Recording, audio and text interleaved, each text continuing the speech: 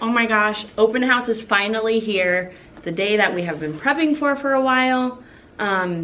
If you're anything like me, I feel like I'm prepared but not prepared. It's just this really weird feeling that I feel like I got things done, but I don't have things done. So if you're anything like me and right now you are prepping for your open house and you're watching this video, it will be okay.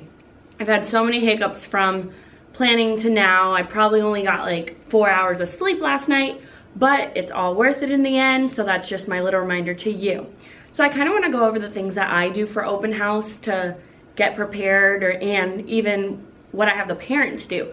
So our school provides a packet and it has everything that needs to be filled out for the school. It has information about our school, dress code, all these things. So a tip that I have is pull anything that you want them to fill out, put that on their desk and just take it out of here. You don't want them struggling with trying to figure out, what is it that I need? What do I not need? What do I take home? What does a teacher want? So something I do is I always take out all the forms that are expected from the school to be filled out. So that is very important. I feel like that saves you a lot of time. That way you don't have to explain to each parent, well, I need you to take out this and I need you to take out that. And so take everything out.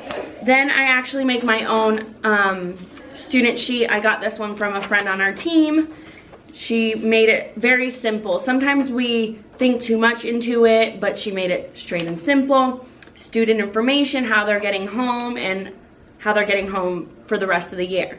Especially those new teachers. Sometimes you tell the parents, hey, have them go home the way they're gonna go home the entire year. But I mean, like, they're super excited. They wanna pick up their child, so maybe on the second day they'll ride the bus. So make sure you really know how they're getting home on that first day and how they're getting home on the second day and the rest of the year. I also include a introduction letter about myself, just something really quick stating who I am, how long I've been teaching, and some of my classroom expectations. I include a supply list and a behavior plan on that. And for the parents, well, for the kids to take home, I do a About Me bag. You can find that down below in the link. It's an About Me bag. I have them take it home, and it has 3 little things that I expect them to put in this bag. Maybe a family photo and a drawing, a small item that shows us your favorite thing about summer, and something to tell us more about you. Maybe a favorite item, something to represent your favorite color, your favorite toy, anything that fits in this bag. So I try to leave it small, that way they're not bringing in a huge stuffed animal or anything like that. So I definitely state, if it fits in the bag, it's okay to bring. And this saves you time that first week, that second week of school. Sometimes you might have a couple extra minutes between transitions because you're still getting used to fillers and things like that, like read a book, but build those relationships that first 2 weeks of school. So in those little bit of time, don't just sit them and say, hey, do a coloring sheet. Have them pull out their bags, sit everybody up front, and really get to know your kids and build those relationships early. So I think this is a great activity, and once again, you'll find that down below in a link. So I make a transportation sheet. So it has the student name, parent phone number, how they're going home, and I put the phone number on there just because if they come in with a sticker that's different from this, I just want to be able to quickly find a phone number that I can call them and just double check to see if it's still the same. So that you can find down below. Also, all those papers that they are turning into you, you'll get them handed, oh, well, here are some papers, or here are some papers, and they're trying to give them to you, and you're talking to some parents. So I set up a system in my classroom that I'll just show you in just a second, that I have everything laid out, and they do the sorting. So they don't have to hand the papers to you, they can just sort them for you, and I'll show you what that looks like. I originally showed you guys everything in my classroom, but I did not show you the outside because it was not done.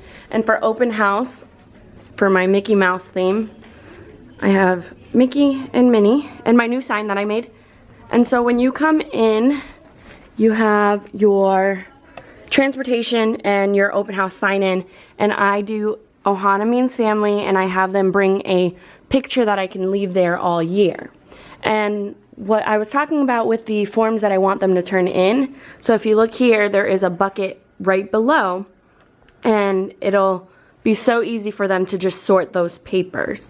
And then up there I have a introduction video.